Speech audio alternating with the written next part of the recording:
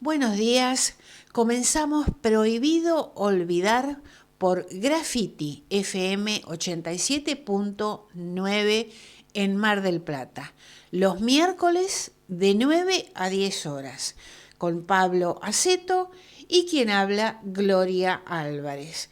¿Qué tal, Pablo? ¿Cómo estamos? ¿Qué se cuenta? Muy buenos días en esta mañana de graffiti y siempre agradeciendo a los seguidores del canal de Prohibido Olvidar en YouTube. Eh, Va a ser corta porque tenemos un programa bastante cargado de un tema. Siempre nos hemos dedicado a la cuestión energética, entre otras cosas, pero como núcleo. Hoy vamos a volver sobre el tema del acero Sí. y el vaciamiento de, a ver, una de las industrias claves en cualquier país. En el desarrollo de cualquier país. Si tenés que hacer un edificio, si tenés que hacer una máquina, si tenés que hacer una pieza de algo, la producción de acero es fundamental. Así que damos comienzo a la cuestión. Muy bien, vamos a contar cómo va a ser el programa. Ya en unos minutos vamos a escuchar la columna de Alberto Cortés, que hoy se llama El triunfo de Trump en las elecciones norteamericanas. Luego vamos a compartir un informe sobre Somisa. Ya vamos a decir qué es Somisa. Bueno, la columna de Pablo Aceto se llama La mano que mece la cuna. Y luego vamos a continuar comentando, hablando sobre Altos Hornos Zapla. Luego nos despedimos con un tema musical. Hoy vamos a escuchar a Mercedes Sosa y Lila Down. Muy bien, Pablo. ¿Tenemos la columna de Alberto Cortés? Más allá del sistema poco democrático de elección de autoridades y definición de los grandes lineamientos de gobierno que rige en los Estados Unidos, donde al grueso de los electores se les ofrecen solo dos candidatos, ocultando a todos los demás, y estos son filtrados cuidadosamente en función de expresar los intereses de los grandes capitales que en realidad gobiernan esta plutocracia de apariencia democrática.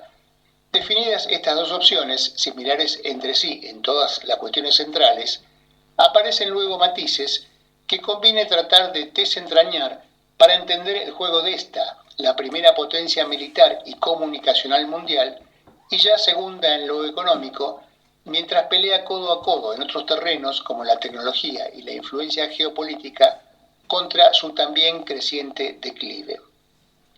El desplazamiento de ese país del lugar de superpotencia única y hegemónica del planeta, que había comenzado a construir en cada una de las guerras mundiales y había conseguido desde 1991, con la disolución de la Unión Soviética y el fin de la Guerra Fría, es el marco. Definitivamente, en la fantasía de algunos que hasta llegaron a hablar del fin de la historia, es no solo el telón de fondo de estas elecciones, sino el principal eje de disputa entre las dos tendencias que debaten cómo tratar de evitar la evidente declinación del rol de dueño del planeta, liderazgo en la jerga política interna de ese país. Lo que está en discusión entre el trumpismo y los demócratas es cómo tratar de evitar esa declinación. Más allá de que desde afuera tendamos a interpretar las elecciones norteamericanas en función de la política internacional, en realidad los electores casi no prestan atención a este factor, sino principalmente a su economía interna. Excepcionalmente esta vez, Gaza fue un tema, no el principal de campaña, que puede haber definido que muchos jóvenes y estudiantes universitarios que tradicionalmente votaban demócratas hayan decidido no apoyar a quienes suministran el grueso de sus armas al Estado genocida de Israel, aunque no hayan votado tampoco por Trump. Kamala sacó casi 10 millones de votos menos que Biden hace 4 años y Trump subió solo 1 millón. Igual, lo que decide en el tramposo régimen electoral de ese país no es el número total de votos obtenidos en toda la nación, sino sobre todo quién saca mayoría en 7 estados clave por su carácter fluctuante, que esta vez ganó Trump. Aunque la macroeconomía estadounidense atraviesa actualmente un buen momento después de la pandemia, beneficiada y no perjudicada por la guerra de Ucrania, a diferencia de los países europeos, en especial Alemania, el nivel de vida de los trabajadores y los sectores medios no ha mejorado, sino más bien lo contrario, a pesar del gigantesco enriquecimiento de la minoría de superempresarios, acentuando la desigualdad como nunca.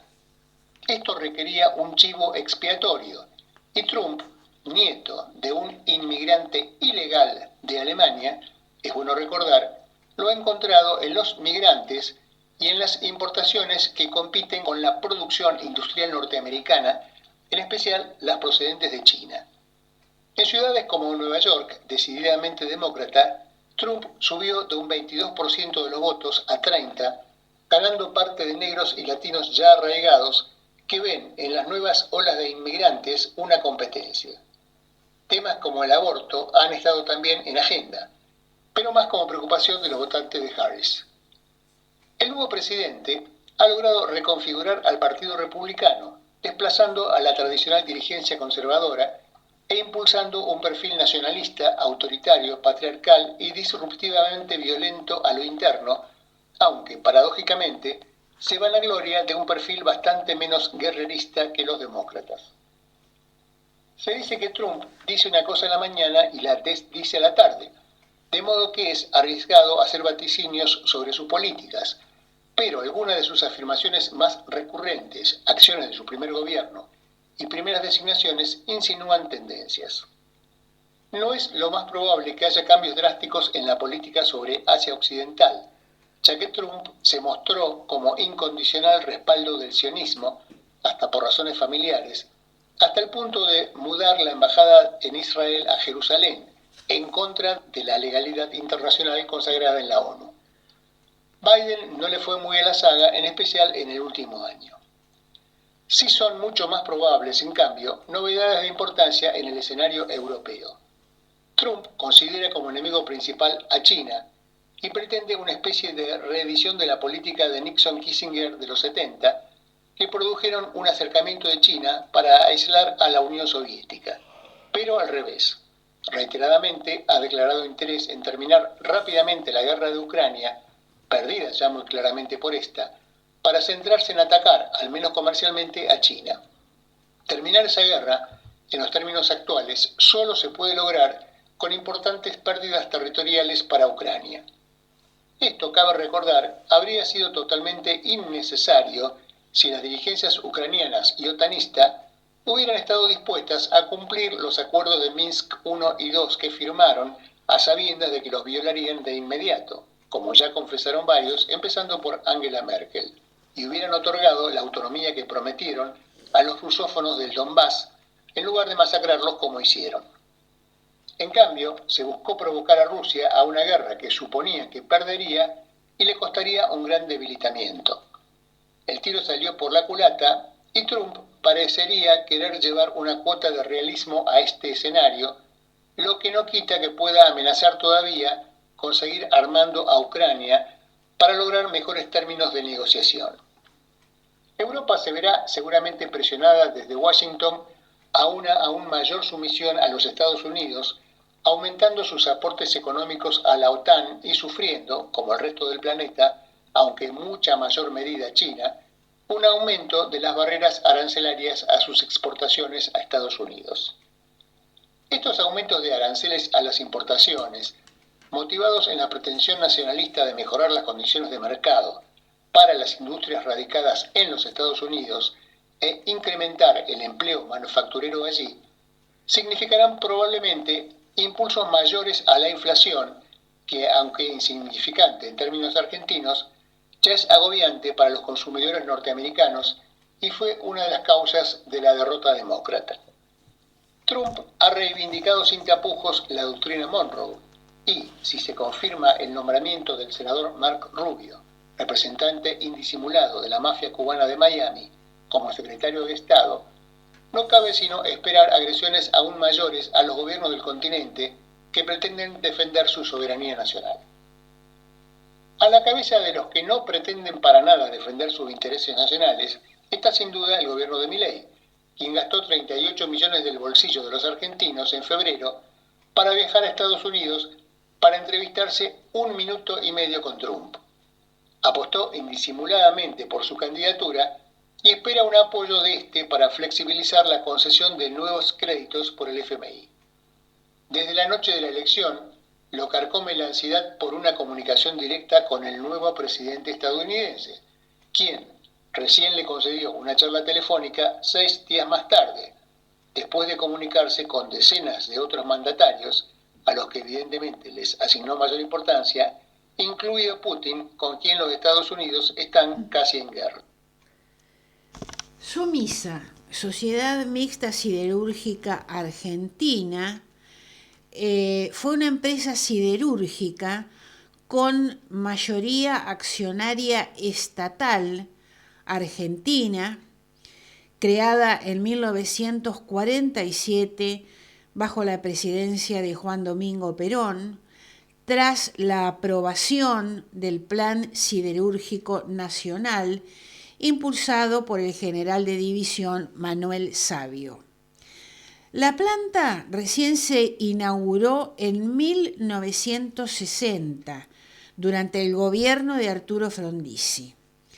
La empresa, que históricamente había registrado buenos desempeños económicos, repentinamente con la gestión de Juan Carlos Cattaneo en primer lugar y luego con Jorge Triaca, comenzó a contabilizar un déficit operativo de cerca de $1 millón por día, acumulando una deuda de unos $500 millones en apenas 2 años, desde la asunción de Menem. En 1990... Hay que aclarar esto. SOMISA era la empresa, que es una empresa estatal mixta, que más facturaba en el país. Sí. Era buen desempeño, no, era la empresa que más facturaba en el país. Era la principal empresa. Después tendríamos que hablar de YPF, por ejemplo, o Gas del Estado, que son de otra característica. Recordemos que a diferencia de las empresas que se dedican a los hidrocarburos, el caso de la Argentina no tiene todos los minerales para crear acero. Algunos lo tenía que importar y se estaba imponiendo en la competencia con otros países, entre ellos el otro gran país industrial del acero, que es Brasil, ¿no? Y algunas aperturas que hizo en su momento Frondizi también para integrar otros capitales, que ya sabemos cómo terminó, pero la realidad que con el nombramiento de Menem, con Cattaneo y Triaca, fueron los que se dedicaron a vaciar la empresa para justificar justamente su privatización. Muy bien. Bueno, estábamos diciendo, a continuación de lo que explicó Pablo, que la empresa estaba acumulando una deuda de unos $500 millones, esto en 2 años, desde la asunción de Menem, en 1989. En 1991 fue privatizada y pasó a formar parte del grupo Techint. Bueno, los antecedentes de SOMISA, vamos un poco a la historia de SOMISA. Los antecedentes de SOMISA son la creación de la Dirección General de Fabricaciones Militares en 1941 y el descubrimiento de yacimientos de hierro en Jujuy, sobre lo que más tarde se levantó el complejo Altos Hornos Zapla, que inicia la producción de arrabio en 1945. A partir de la década del 40, en el contexto de la posguerra, una fracción del ejército impulsaba la idea de la producción de material bélico propio mediante la creación de una fábrica de acero en el país. Un año después, en 1946, el general Manuel Savio presentó un proyecto de ley estableciendo el Plan Siderúrgico Nacional, que entre otros puntos creaba la Sociedad Mixta Siderúrgica Argentina, SOMISA. La ley fue aprobada y promulgada en junio de 1947. La ley disponía la creación de una compañía mixta bajo control militar con un capital de 100 millones de pesos, el 80% del cual sería suministrado por el Estado. Ahí vamos a hacer una pequeña referencia. Estamos hablando, este proyecto de ley se presenta durante la presidencia de Edelmiro Farre. El superministro de Edelmiro Farre era Juan Perón, que después entra en una interna. Ya había pasado, mucho de esto tiene que ver Mosconi también, y ya lo vamos a ver cuando hablemos de Altos Hornos Zapla. Si bien Mosconi se volcó hacia el área de hidrocarburos, estamos hablando de generales de división, generales ingenieros. No eran solamente militares, eran militares ingenieros.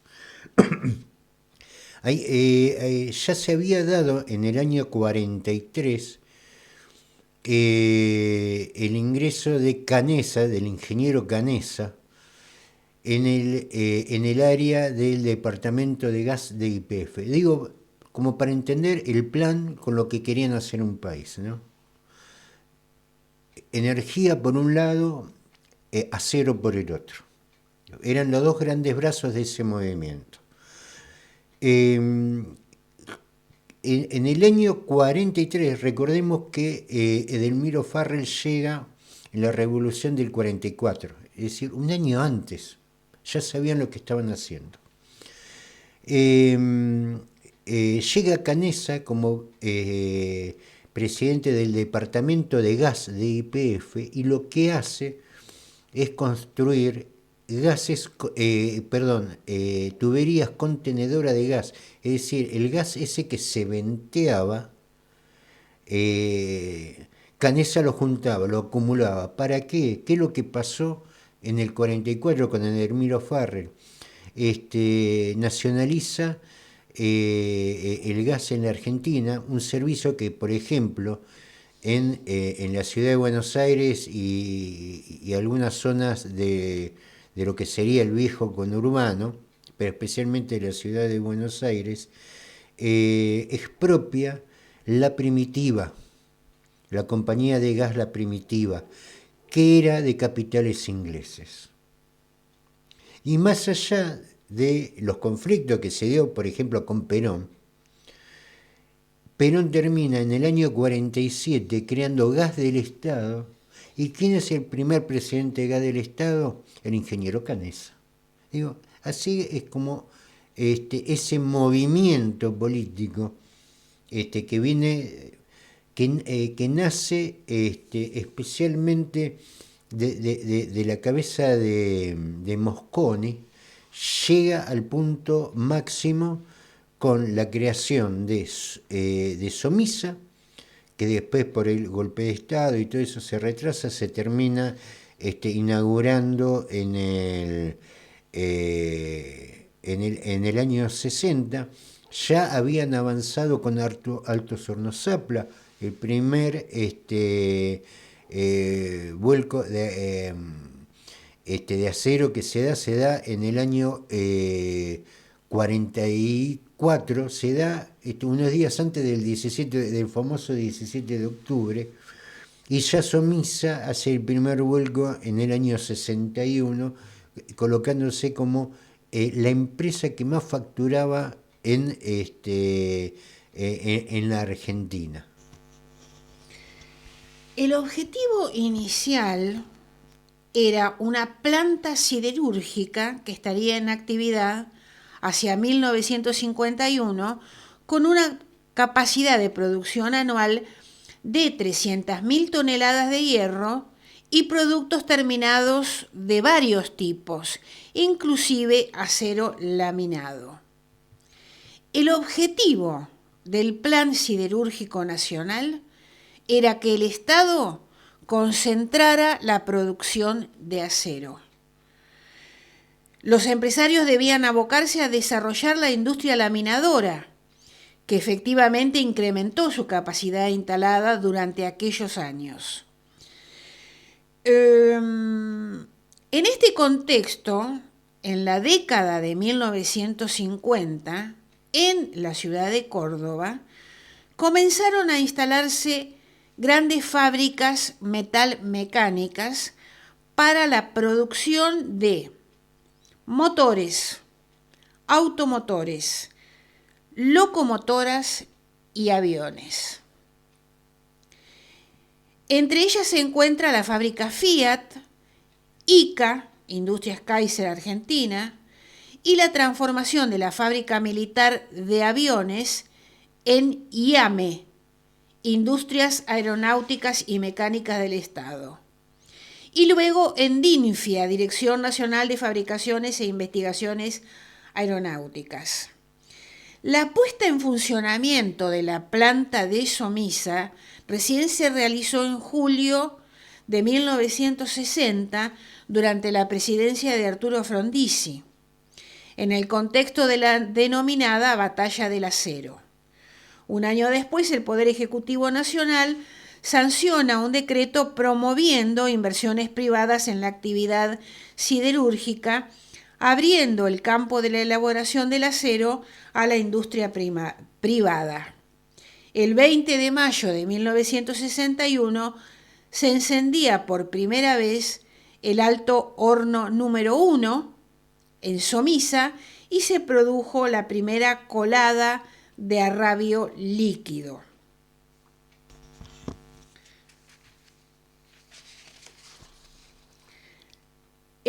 La planta General Sabio, tal como fue concebida originalmente y construida en su primera etapa, quedó esencialmente completada en 1962-1963.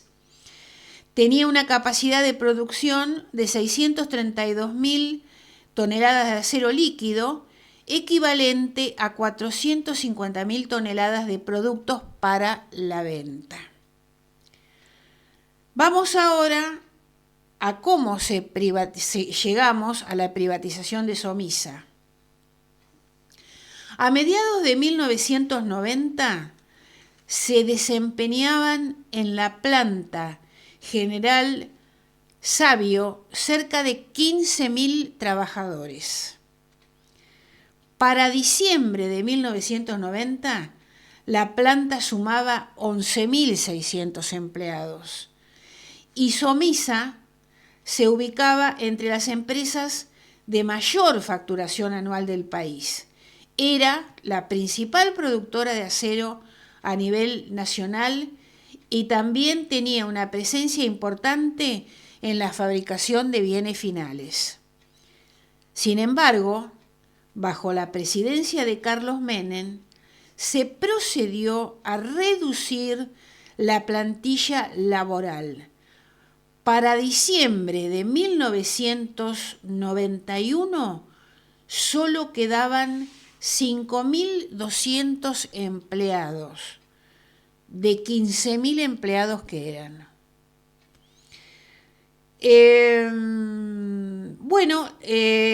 La empresa que históricamente había registrado ganancias repentinamente con la gestión de Juan Carlos Cattaneo primero y de Jorge Triaca después, comenzó a contabilizar un déficit operativo de cerca de $1 millón por día, acumulando una deuda de unos $500 millones en apenas 2 años. Esa pérdida estuvo asociada a la exportación de productos siderúrgicos a menos del 10% de su valor real a un trader extranjero. Triaca asume como ministro de Trabajo en el gobierno menemista y más tarde asume como interventor con la intención de privatizar Somisa. Digamos, como para que usted entienda esto, se le dio el negocio a un privado que conseguía el acero de Somisa. Eso fue durante el gobierno de Carlos Menem, que tanto reivindican algunos. Se vendía al 10% del valor de lo que salían los productos de Somisa. Ese fue negocio para él, pérdida para Somisa. Esa fue la forma en que consiguieron vaciar la empresa y endeudarla y dejarla lista para la privatización. Bueno, finalmente Somisa se vendió a un 10% de su valor. 10% de su valor. El proceso final de la privatización de Somisa fue encarado por María Julia Alzogaray. En 1992, Somisa pasó a manos de un consorcio liderado por el grupo ítalo-argentino Techin, acompañado por las empresas brasileñas Usiminas y Campaña Vale do Rio Doce y la chilena CAP. Desde entonces la compañía pasó a llamarse Aceros Paraná. Unos años después fue rebautizada como Siderar y hoy en día se llama Ternium Siderar, dado que forma parte de un grupo formado por otras 2 plantas internacionales ubicadas, una en México y otra en Brasil. Antes era Sidor en Venezuela. La planta continúa funcionando donde inició sus labores en Punta Argerich, partido de Ramallo, provincia de Buenos Aires. Bueno, esta es un poco la cronología de cómo se inicia una industria totalmente estatal y nacional y de cómo se la destroza. Que comenzó con 15.000 empleados y terminó con 5.200 empleados. O sea, es un resumen de cómo se da pérdidas a una empresa para luego privatizarla. Y con eso destrozan el país, porque ahora el país tiene que comprar acero y lo tiene que comprar con divisas.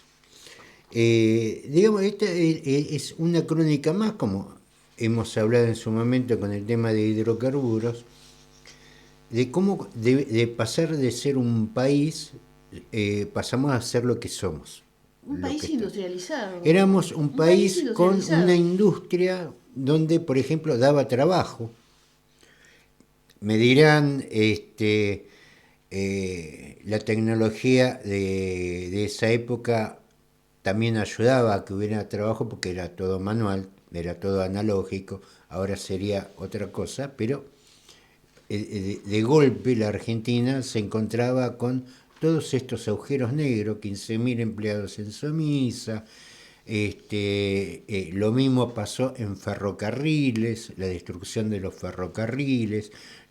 Vamos a tocar también el tema de ferrocarriles, pero un poco era el tema de el que convoca a este tema era la declaración de Pablo Roca diciendo de que por culpa de los chinos tiene que cerrar, ¿no? Y no fue por culpa de los chinos, fue por culpa de él también, entre otros. Muy bien, Pablo, dejamos lo de Somisa y vamos a tu columna, La mano que mece la cuna. Seguimos con el mismo tema, pero ahora lo volcamos a la actualidad. Paolo Roca, ya es una decisión cerrar Ternium en provincia de Buenos Aires. ¿Cómo lo justifica? Diciendo, echándole las culpas básicamente a los chinos. Somisa, él fue parte de la destrucción de Somisa, que competía contra los chinos, contra los brasileños, competía contra todo. Él fue parte de eso. Y ahora dice que la cancha está volcada. No, la cancha no está volcada. Se dedicaron a romper la parte de acá. Ni Brasil ni China se dedicaron a destruir su industria. Solo los de acá se dedicaron a destruir la industria. Y entonces, ¿cuáles fueron las últimas declaraciones de Paolo Roca diciendo que no se puede competir contra China y contra Brasil? Lo dijo él, están en sus declaraciones. Entonces, bueno, vamos a ver qué es lo que pasa en Brasil, por qué Brasil nos supera en todo. Y nos encontramos, qué cosa, ¿no? Pablo Roca dice que el problema de Brasil. Sí. Y entonces vamos, ya lo había nombrado Gloria con el tema de Usiminas. Usiminas está en Belo Horizonte, lo que sería el estado de Minas Gerais en Brasil. No está en el medio, está lo que sería la zona de San Pablo, ¿no? Digamos, esa área industrial. Ahí está Usiminas, que justamente gran parte de lo que fue Somisa, especialmente de lo que era su cadena de producción, fue a parar a Usiminas, que era el gran complejo, que siempre lo fue, de Brasil, para la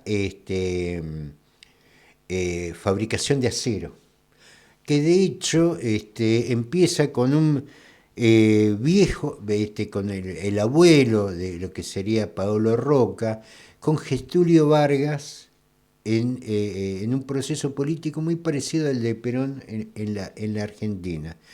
Getúlio Vargas también fue echado por un golpe de Estado, pero la diferencia entre los golpes de la Argentina y del Brasil, que los golpes en la Argentina siempre fueron para vaciarlo del país, y no fue lo mismo en Brasil. Más allá de que uno pueda repudiar los golpes de Estado y todo eso, pero hay que decir que la orientación de los militares en Brasil es muy distinta a la que fueron los militares en Argentina. También hay que decir lo mismo en Chile. Más allá que uno no esté de acuerdo evidentemente, pero hay que destacar esa diferencia porque ni la Argentina ni Chile está como nosotros. Es más, nosotros estamos muy parecidos a Bolivia. Los golpes de Estado de Bolivia tuvieron también esa misma característica que la Argentina y andamos más cerca de ahí que otra cosa. Entonces, vamos a ver el complejo de Usiminas. Por ejemplo, produce en forma anual 9,5 millones de toneladas de acero. En el complejo industrial Ipatinga de Minas Gerais también cuenta con unidad de Cubatão, en San Pablo. Son ahí donde se concentra la industria del acero. Pablo Roca decía que el problema era Brasil también. Sí. Bueno, ¿y quiénes son los dueños Claro. de Usiminas? Usiminas tenía, que no eran chinos, tenía una importante participación de capitales japoneses. Estamos hablando del grupo Nippon Steel Corporation, que era el principal socio. Y eso empieza a cambiar por el 2006. ¿Quiénes son los que terminan comprando Usiminas? Por ejemplo, entra el grupo japonés, sigue manteniendo un porcentaje, el 31,7%. Hay un fondo de pensión de los empleados de Usiminas. Los empleados de Usiminas participan. Digamos, esa es parte de la política. Para Milei esto hubiera sido un desastre, ¿no? Pero los capitanes de la industria del acero son ellos, no nosotros, ¿no? Tiene una participación del 7,1%. Después entra un grupo de empresas de distinto nombre, pero todos tienen el mismo dueño, todos son del grupo Techim. COFAP, subsidiaria de Tenaris, Ternium Investment y Ternium Argentina, la que está por cerrar acá. Con esto, Ternium, es decir, Paolo Roca, es decir, Techin, que va a cerrar acá por culpa de Brasil, resulta que en el principal complejo de acero de Brasil son el dueño del 51,5%. O sea, que toda la industria, lo que estaba instalado acá en Argentina, va a Brasil. Acá se cierra. Acá se cierra por culpa de Brasil. Ahora, ¿quién es el dueño de ese complejo en Brasil? Ternium, el mismo que cierra acá. De Paolo Roca. De Paolo Roca, 51,5%. Entonces, el problema no era Brasil, el problema era él mismo, que quiere producir acero en Brasil. Y no acá. Y no acá. Ahora, como verán, acá no hay un chino ni por casualidad. Y mire que son 1.400 millones de chinos. ¿Dónde están los chinos acá? ¿Quién fue el que desarmó Somisa? ¿Quién estuvo en el desguace de Somisa? Tuvo Techin. No había ningún chino. ¿Quién se atrasó? ¿Quién dejó abandonada la industria del acero en la Argentina para instalarla en Brasil? Fue él, no fue ningún chino. ¿Cuál es el principal competidor de Ternium Argentina? Ternium de Brasil, del mismo grupo. Del mismo dueño. Con esto también hay que decir, y ya ahí entramos en lo que es Tecpetrol, que también es del grupo Techin, que está haciendo el gasoducto del norte, la reversión de la orientación del flujo del gas de Vaca Muerta a Brasil. ¿Quién lo tiene? Tecpetrol, que es del grupo Techin, al cual nosotros subsidiamos porque estamos pagando lo nuestro con precio internacional para que él lleve el gas de Vaca Muerta a Brasil, para sus industrias. O sea, Paolo Roca está usando nuestros recursos para llevarlos a Brasil. Para llevarlo a su empresa a Brasil. A ver, ¿y dónde están los chinos acá? Porque le echamos la culpa a los chinos, a Putin. Y otra cosa, Pablo, ¿qué país hace lo que está haciendo Paolo Roca en Argentina. ¿Y qué Y lo país, permite. y qué país lo permite? ¿Qué país lo permite? Ese es el tema, porque, a ¿Qué ver, país lo permite? este tipo es un pirata. Es claro. No, no. Ahora, el tema es lo que lo dejan hacer. Podemos decir que esto es responsabilidad de Javier Milei, sí, es responsabilidad de Javier Milei. Pero esto no empezó con Javier Milei. Esto empezó ya con la época de Menem. ¿Quién no, habrán visto la foto de portada del video? La pueden ver en YouTube, donde Pablo Roca está con todos. La única foto que nos pusimos fue de Pablo Roca con Menem, porque no nos entraba más. Pusimos a los últimos, lo que son dirigentes actuales, porque de hecho ya Menem está muerto. Pero el negocio de este tipo, que fue vaciar la industria metalúrgica en la Argentina, por lo que si vos tenés que comprar chapa naval para arreglar un barco, no digamos para hacer barcos, tenés que ir a comprarlo en otro lado del mundo o tenés que ir a comprarlo a Brasil. Uno de los países, la Argentina, que es uno de los países con mayor litoral marítimo, donde tiene parte de la industria o actividad económica laitícola, no produce la chapa naval para fabricar barcos. Cuando, como decíamos, Pablo, hace unos minutos, en Córdoba se fabricaban aviones, Se fabricaban, ferrocarriles, no, locomotoras, locomotoras. Bloc de motor. El Rambler fue el auto que se hizo 100% argentino. Hoy el auto argentino tiene un 80% de componentes extranjeros, y eso es gastar divisas.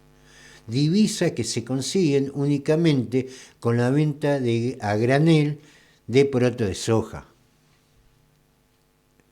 Digo, mientras estamos discutiendo qué pasó con Deportivo Riestra o planes sociales, se nos están escapando las tortugas. Este es el problema del país. Hoy hay 600 tipos que quedaron sin trabajo. ¿Por qué? Porque hubo una decisión de la empresa de Techín de hacer lo mismo que hizo durante los 90, llevarse todo a Brasil. Claro. ¿Por qué se lo lleva a Brasil? Primero porque tendrá mejores condiciones económicas, me imagino, a pesar de que son comunistas. Parece que a Techín mucho el tema de los comunistas no le molesta. ¿Pero por qué? Porque obliga a la Argentina, porque al estar en Brasil ya las operaciones con Argentina son operaciones de comercio exterior, de pagarle a él únicamente con dólares, con divisas. A la planta nacional le podías pagar con pesos. Ahora tenés que ir a comprarle con dólares. Esa es la gran diferencia. Y tiene un mercado cautivo. ¿Por qué? Porque la producción de acero argentino él ya la destruyó. Y saben que el único que pueden ir es a él. Y él se instaló en Brasil para cobrar la Argentina, que es la octava, la segunda economía de Sudamérica, la octava geografía en el mundo, está obligada a comprarle el acero a él, que está en el país de al lado, y obligándolo a pagar en dólares, no en pesos. Acá, como se podrán dar cuenta, lo de los chinos es un cuento chino. Acá los chinos no tienen nada que ver. No tienen nada que ver. ¿En qué se queja de los chinos? Y que los chinos incluso tienen más capacidad de vender más barato que él estando en Brasil. Pero es un problema entre los chinos y Techín, que está en Brasil.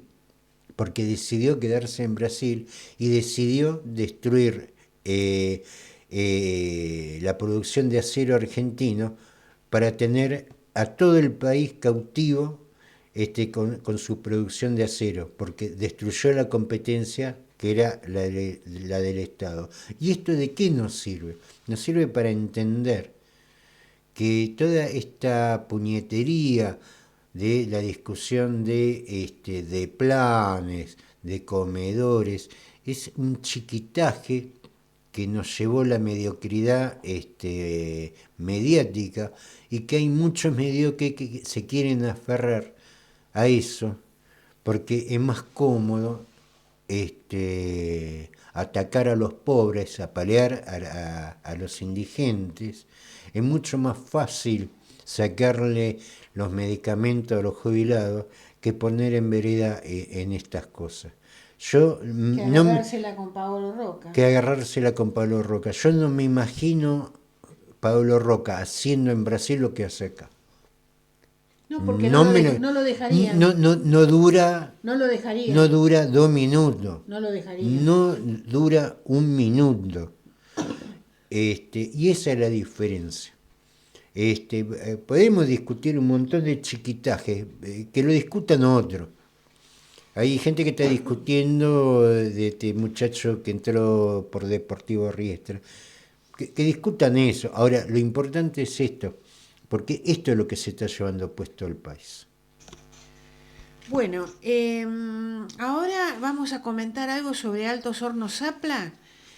Ex Acero Zapla, Altos Hornos Zapla, es un complejo minero forestal siderúrgico que se encuentra en el departamento Palpalá, provincia de Jujuy. Fue el primer centro siderúrgico de Argentina, donde se realizó la primera colada de arrabio el 11 de octubre de 1945. La planta se encuentra a 13 kilómetros de San Salvador de Jujuy.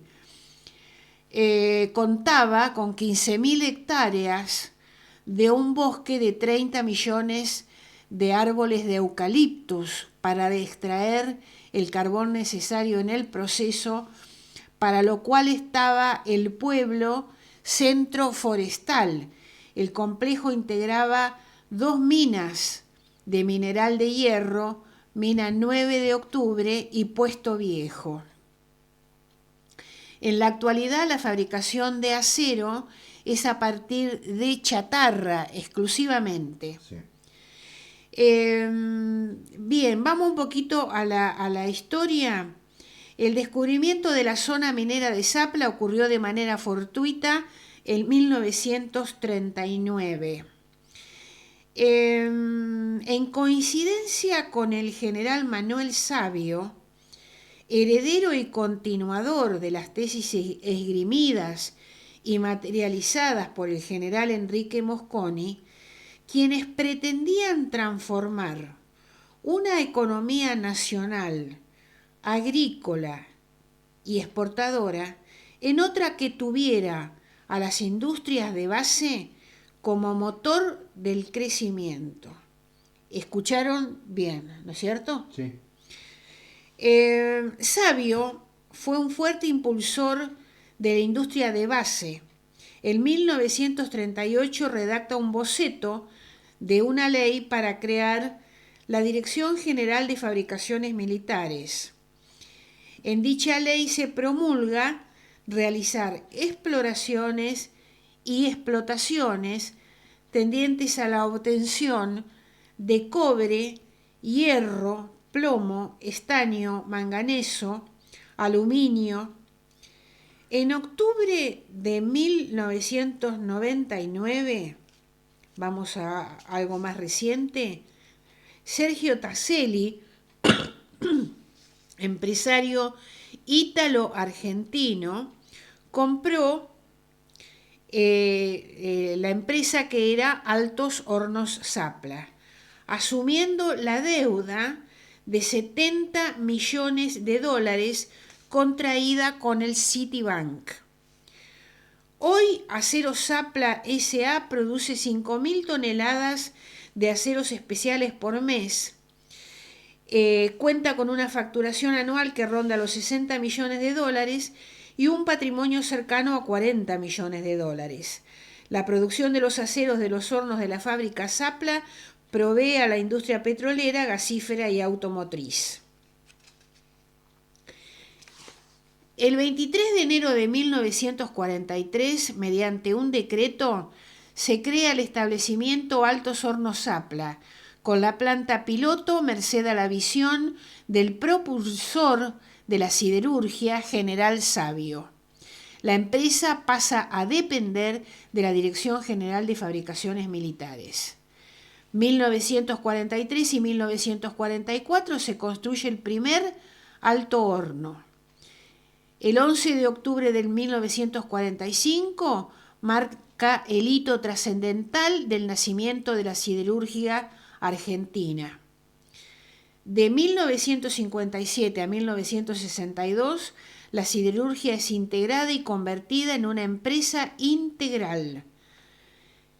Bueno, llegamos a 1989, llega Carlos Menem, solicita al Congreso y logra la aprobación legislativa de un programa de privatizaciones, dentro del cual se incluye la privatización de la siderúrgica Altos Hornos Sapla. Se redujo entonces el personal de 8.000 obreros a 2.560. Esto formaba parte del programa del Estado iniciado en los años 80 de la privatización de empresas públicas. El nombre actual es Aceros Sapla, en este momento con 800 obreros, y cerraría así la historia siderúrgica de la ciudad de Palpalá, motor económico y social que forjó el crecimiento del país. Y exactamente de la misma forma endeudan a Altos Hornos Sapla para prepararla, para mostrarla como deficitaria, para quebrarla. Claro, y para después privatizarla la entregaron por 2 mangos. Pero es cierto, esto, y lo que es lamentable, la producción de metales, de acero, de hierro, en la Argentina, lo poco que queda, es gracias a los cartoneros. Es gracias a los cartoneros. Es el metal que juntan en la calle, que llevan y venden por kilo. A eso quedamos reducidos. O sea, pasamos de una industria... Pasamos de la minería, porque lo del Alto Horno Sapla es una historia interesante.